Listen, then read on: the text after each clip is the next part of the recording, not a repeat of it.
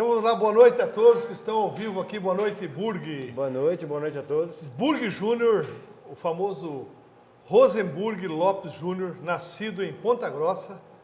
Ele que completou agora 305 mil quilômetros e começou essa brincadeira em 1983, é isso, Burg? 93. 1993, pedalando aí por esse Paraná inteiro e pelo mundo, né? A gente vai falar aqui de alguns países que você já conheceu, né? Na verdade é assim, em 93 eu comecei a marcar a quilometragem. Né? Eu já pedalava antes, mas não tenho nem ideia de quantos quilômetros eu pedalei. Né? Durante o ensino médio eu ia de bicicleta para aula, ia jogar bola em Araucária, ia de bicicleta. Né? Então antes eu não sei quanto que eu pedalei, mas pedalei bastante. E aí em 93, quando eu voltei a pedalar na idade adulta, eu resolvi, não que eu resolvi começar a marcar para saber quanto que eu ia fazer. Eu comecei a marcar porque quando acabou a bateria do primeiro ciclocomputador que eu tinha colocado na bicicleta para marcar a quilometragem, ele zerou. Só que daí eu marquei no manualzinho do ciclocomputador quanto é que eu tinha feito. E daí comecei a marcar a partir de 93 para cá. Maravilha. Então a gente vou fazer algumas perguntas aqui para o Burg. E você que está aí também pode colocar alguma pergunta aí que a gente tenta responder aqui também. Qual foi o momento mais desafiador da sua jornada ou de alguma prova que você tenha concluído ou não concluído e que você achou mais desafiador desses 305 mil km? Eu poderia citar 3 momentos, né, em especial. Primeiro momento foi a primeira prova de 600 que eu concluí. Né? Eu já tinha tentado algumas vezes e não tinha conseguido, mas eu estava no Japão, morando no Japão, e fui fazer essa prova no Japão. Então aquilo foi uma emoção muito diferente, porque era uma situação totalmente fora do meu normal, né? Uma paisagem deslumbrante, atravessando um país que eu não conhecia de ponta a ponta. Né? Então ali foi um momento não de desafio, mas um momento de deslumbramento. Né? O momento mais difícil em termos de provas assim concluídas foi o 600 que eu fiz de São Miguel Arcanjo, que é uma prova que é no interior de São Paulo, que saía do interior de São Paulo e vinha até Jaguariaíva, no Paraná, até Castro, no Paraná, e voltava, com muita altimetria. Então foi uns 600 quilômetros com quase 9 mil metros de subida acumulada, e que realmente foi, eu fiz na raça porque eu estava muito cansado, dormi muito pouco, só que era uma prova classificatória para ir para o final do Mundial lá em Paris. Então eu consegui, foi bem desafiador.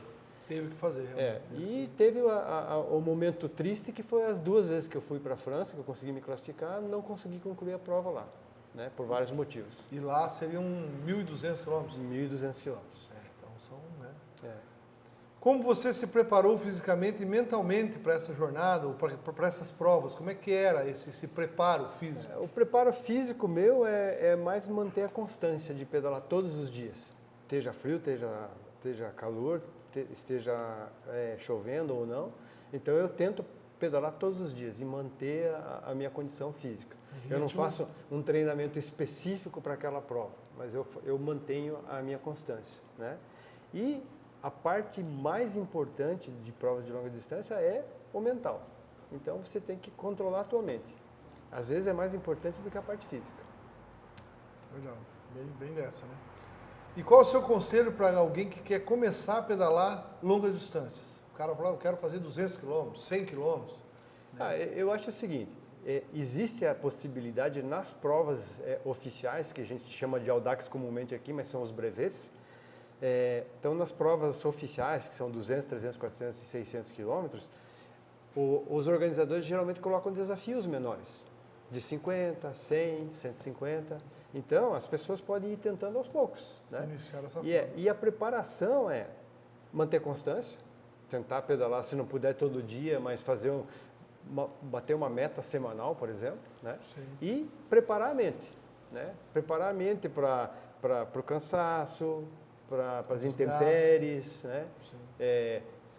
Aprenda a mexer um pouco na bicicleta, né? Arrumar um pneu, emendar uma corrente, fazer uma regulagem básica de freio. Ter um kitzinho ali. Ter um kitzinho sempre, né? Então isso é importante para se preparar. Porque na prova você não pode ter ajuda externa. Então você tem que ser autossuficiente. Maravilha. E qual foi o lugar mais incrível que você visitou de bicicleta? Ou pedalou por lá? Teve vários lugares assim que me deslumbraram, como essa prova que eu citei do Japão, que foi a primeira de 600 numa paisagem totalmente diferente. Mas, recentemente, eu tive no Pará, em Alter do Chão.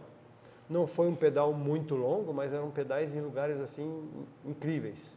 Né? Você está pedalando no meio da floresta amazônica e, de repente, você se bate com um igarapé, com aquela água transparente, sensacional. Você vê animais que você não está acostumado a ver, né? Um calor terrível por causa da umidade, né? Tanto que quando eu voltei do Pará para cá, a temperatura no termômetro estava a mesma, lá no Pará e aqui, 34 graus. Só que lá no Pará, no mesmo 34 graus, a sensação térmica era 43 e aqui era 34. Então, é bonito pra caramba, mas você sente demais a umidade do ar.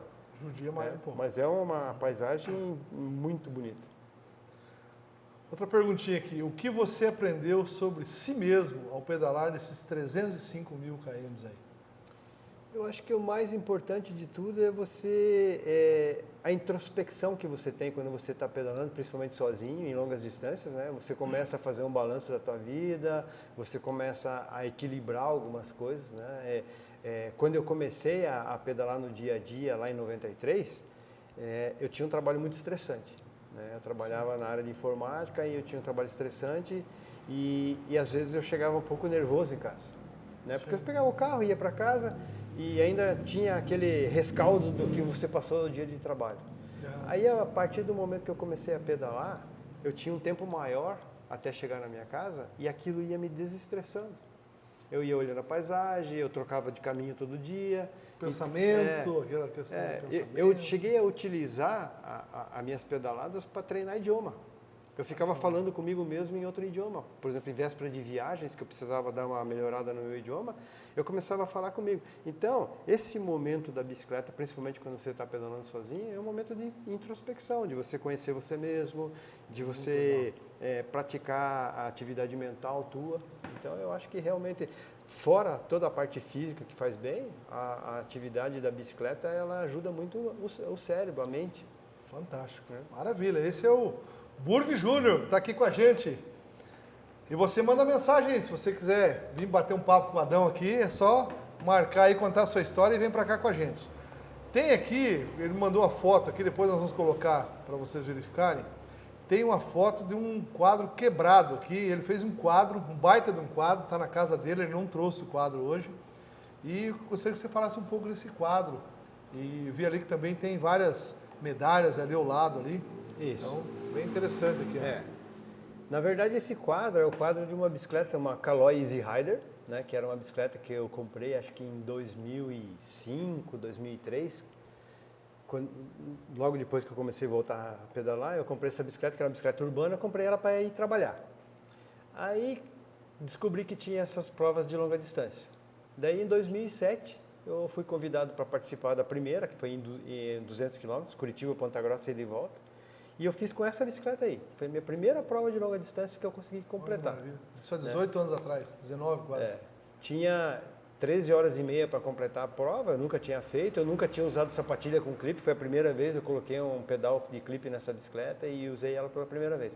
E daí eu usei essa bicicleta de 2003 até 2023, por aí. Aí já tinha quebrado o quadro dela 2 vezes, eu aproveitei, mandei soldar e tem um cara que eu conheço que pinta bem a bike, personalizei a bike, tem meu nome, tem o meu tipo sanguíneo, meu ano de nascimento. Aí, quando ela quebrou pela 3ª vez, eu resolvi aposentar essa bicicleta. Só que eu falei assim, sabe, essa bicicleta foi a bicicleta do na minha primeira prova de longa distância, então eu vou fazer um quadro com ela. E o que eu resolvi fazer? Eu coloquei tem um papelzinho ali do lado do quadro que tem uma historinha dela, com quantos quilômetros ela estava quando ela se aposentou, com 40 e poucos mil quilômetros. E como eu consegui completar 6 séries de randonnée, que daí quando você completa as 4 provas do ano, 200, 300, 400 e 600, você ganha o título de Super Randonnée. Sim. Eu consegui completar isso por 6 vezes, né? 2013, 14 e 15, 16 eu dei uma descansada, e 17, 18 e 19. E daí você tem uma medalha especial que comemora essa série que você conquistou. Então essas 6 medalhas que estão do lado da bicicleta são as minhas 6 medalhas de super randonnée. Então eu resolvi fazer um quadro para eternizar essa bicicleta, que foi a minha primeira bicicleta de longa distância, e coloquei as medalhas juntas aí. Que maravilha. Então eu vou ler aqui o que está escrito no papelzinho ali ao lado, né, que ele colocou. Depois de rodar 41.726 quilômetros, em 18 anos, 8 meses e 16 dias, ser a bicicleta essa é a bicicleta que me acompanhou no meu primeiro brevet de 2017. Minha companheira, Lady Di chega à final de sua jornada. Muito legal, cara. O nome Lady Di foi dado por uma amiga minha na época que todo mundo estava dando nome para as bicicletas. Eu falei, eu não tenho nome nas minhas bicicletas. Daí ela falou assim, não, mas você tem o número 61 aí, que é teu ano de nascimento, e a Lady Di, do príncipe lá, ela também nasceu em 61, então chama ela de Lady Di. E daí ficou como Lady Di. Maravilha. Então aqui só para informar, né? O Burg ele completou os 50 mil quilômetros em 25 de março de 2007, os 100 mil quilômetros em 15 de junho de 2013, 150 mil, 14 de 6 de 2017, 200 mil quilômetros, 14 de 6 de 2020. Aqui na Pizzaria Altas Horas. Inclusive encerrou aqui, nós fizemos uma live, temos registro aí. 250 mil, 15 de 3 de 2023, 300 mil, 13 de 12 de 2025. Ou seja, hoje, atualmente, ele está com 305 mil quilômetros, né? E a projeção aí é dele chegar nos 350 mil, e nós vamos para mais uma live aqui, se for o caso, outubro ou novembro de 2028. Confirma isso aí, Burg? Confirmo. Ó, pessoal, hoje é dia 1º de abril, não é mentira, tá? Tudo que o Burg está falando aqui é verdade. Tá tudo registrado. Tudo registrado. Muito interessante. A questão dos Audax, né? As séries, você já comentou, né? Uhum. Fez vários Audax aí. O aplicativo, quais aplicativos você utiliza hoje e quais você já utilizou? Como é que funciona? No passado eu só controlava isso via papel. Daí depois eu passei para uma planilha, né? Comecei a marcar na planilha e eu utilizava aqueles velocímetrozinhos da própria bicicleta, aferido, né? Com a quilometragem certa. Sim. Aí depois eu comecei a usar um relógio que eu tinha na época que era da Briton. Era uma empresa, acho que chinesa, alguma coisa assim. E daí esse relógio estragou e eu acabei comprando um relógio da Garmin. Aí comecei a marcar pela Garmin. Pela Garmin mesmo. Aí quando foi em 2018, 2019, por aí, tinha um aplicativo que dava milhas quando você fazia quilometragem alta. Só que você tinha que utilizar o aplicativo chamado Strava. Eu falei, eu não vou usar mais um aplicativo. Mas eu descobri que o Garmin conseguia jogar a atividade do Garmin para o Strava. E eu acabei ganhando tantas milhas que eu acho que eu quebrei a empresa porque eles pararam de dar as milhas. Mas eu consegui resgatar 50, 70 mil milhas da quilometragem que eu fazia. Era um aplicativo chamado Heartbeat. Maravilha. E daí, a partir daí eu comecei a usar a Garmin e o Strava ao mesmo tempo. Até para ter um double check, né? Para ter certeza que a quilometragem... às vezes você tem um problema no aplicativo, o outro está marcando. Eu não gravo duplicado, né? Eu gravo um no lugar e o outro no outro, mas se der algum problema, eu consigo jogar de um para o outro. De um para o outro, tem ideia. Hoje, em média, por dia ou por semana, qual que é a média de quilometragem que você faz? Eu tento manter a média de 50 km diária qualquer dia do ano. Né? Então, por exemplo, se eu não pedalar hoje, eu pedalo 100 amanhã. Ou tento equilibrar isso durante a semana. Mas é para fazer uma média de 350 a 400 km por semana. Então, para o conhecimento de vocês, na segunda-feira a gente se encontra e joga um futebol. Jogamos lá no Jardim Pinheiros. Então, quase em Almirante Tamandaré. Quase lá de Vias com Almirante. O que o Burg faz? Ele sai lá do Capão Raso, vai lá jogar o futebol com a gente, joga uma hora e volta de bike. Então o pessoal fica impressionado. 40 quilômetros para ir e voltar para jogar futebol. Para jogar futebol. Então quer dizer que... Já chega aquecido. Já chega quase fechando os 50. Vamos falar um pouco dessa bike aqui? Essa bike aqui, conta um pouquinho da história dela. Essa bike aqui... Leve, hein? Olha aí. Essa bike, quando a Pinarello lançou ela, era um sonho de consumo, porque ela não existe essa bicicleta no Brasil para vender. E ela não é uma bicicleta cara, só que é uma bicicleta que para você importar fica cara. Aí quando eu fui morar no Japão, lá no Japão é o paraíso das bicicletas. Aí daí eu acabei achando, inclusive, numa oferta. Comprei no Japão e trouxe ela para o Brasil. Olha que maravilha. Linda Ela é uma bicicleta que ela tem dupla catraca aqui atrás, uma roda livre ou fixa, né? Aham. Então ela tem a catraca dos dois lados. Aqui desse lado é fixa e do outro lado é livre. Quando eu trouxe, eu estava usando na fixa, mas eu comecei a ter problema de joelho e eu resolvi dar uma aliviada no joelho e uso ela como roda livre. É uma bicicleta leve, urbana, para a cidade é excelente. Quanto pesa uma bike dessa aqui hoje? Eu acho que uns 7, 8 quilos. Porque ela não tem equipamentos, ela não é de carbono, ela é alumínio, só que como não tem equipamento. Maravilha. E nesse intermédio desse tempo aí, quantas bikes você tem ideia de quantas teve? Como é que funcionou? Como é que... Olha, eu tenho hoje 7 bicicletas, né? Eu tinha 7, mas daí quebrou o quadro da Lady Di e a Smurfette, que era uma bike Volvo Bianchi que eu tinha, foi roubada, assalto à mão armada. E daí agora recentemente eu comprei mais 2 bicicletas e repus as 2 que eu perdi. Aí das bikes que eu aposentei deve ter mais umas 4, 5 e nesses 300 mil quilômetros aí tem bastante pedalada fora com bike que não era minha, bike alugada, bike emprestada. Eu fiz 5 vezes uma prova na Suécia chamada Vätternrundan. É a maior prova ciclística amadora do mundo, em termos de quilometragem vezes o número de ciclistas. São 300 quilômetros em volta de um lago com 24.500 ciclistas participando. Olha que maravilha. Então, em 2007 eu fiz essa prova pela primeira vez. Ela não é considerada prova de brevet de Audax, mas é uma prova muito famosa lá na Suécia, na Europa. Então, vai gente do mundo inteiro para pedalar lá. E eu tinha sonho de fazer, mas eu achava assim que era bem difícil. Só que em 2007, daí um amigo meu falou assim, ó, tem uma vaga sobrando de uma pessoa que desistiu, se você quiser vir para cá, a gente substitui teu nome lá e você faz. Aí eu acabei tirando férias, 10 dias de férias para treinar e ficar por lá. Tinha um amigo nosso comum, o Gipão, que estava morando na Suécia. Eu fiquei morando no sofá do Gipão por uma semana e usava aquele período para treinar com a bicicleta que me emprestaram lá. Que sueco é tudo grande e eu tenho 1,65 m, então eu tenho que adaptar a bicicleta para o meu tamanho. Esse é o Burg Júnior. E aí daí acabei fazendo essa prova da Suécia 5 vezes. Olha que maravilha. Gostou mesmo. Inclusive na quarta vez eu levei o Gipão para fazer junto comigo. Vou fazer junto, ele fez. O Gipão foi referência para mim, que as 2 bikes que ele aposentou, eu fiquei com ela. E aí eu comecei a pedalar também, e tem história aí, nós fizemos alguns Audax, né? Acho que o último que nós fizemos junto foi Curitiba, Ponta Grossa, ida e volta. Quase morri, mas 200 km só. Nunca passei de 200. É muito bom. Falando em prova de 200, eu fiz algumas loucuras, né? Geralmente o pessoal faz essas provas com bicicletas consideradas mais leves, né? Eu pensei comigo, como 200 é a prova inicial de quem faz a série inteira, eu vou começar a fazer 200 com bicicleta mais pesada para treinar para as outras. Para forçar um pouquinho. Aí, um dia eu falei para meus amigos assim, eu tenho uma bicicleta dobrável, daquela com rodinha pequena, aro 20. Isso, conheço. Aí eu falei para meus amigos assim, eu vou fazer essa prova de 200 com uma bicicleta dobrável. Os caras falaram, você tá brincando, você é louco, você não vai conseguir. O que é um aro 20? Aro 20. Aro 20.